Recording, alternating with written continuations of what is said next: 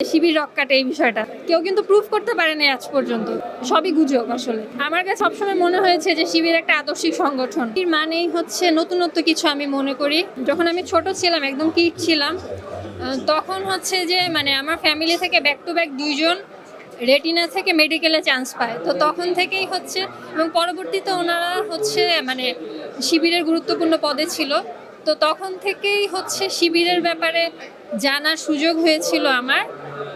তো ছোটবেলা থেকে কিশোর কণ্ঠ এগুলো পড়তাম। সামহাও হচ্ছে এটা খুবই দুঃখজনক যে গত 15 বছর হচ্ছে শিবিরকে প্রকাশ্য রাজনীতি করতে দেওয়া হয়নি। তারপর এখন যখন আমরা আবার শিবিরকে প্রকাশ্যে দেখছি, আমাদের সবারই খুব ভালো লাগছে। আমি মনে করি ব্যক্তিগতভাবে যে শিবির মানে হচ্ছে যে মেধা এবং দেশপ্রেমের সমন্বয় একটা বিষয় আর কি। এবং এখানে এসে আমি সেটাই দেখলাম যে চমৎকার একটা আয়োজন, মানে একই ছাদের নিচে আলাদা আলাদা কর্নার এবং মানে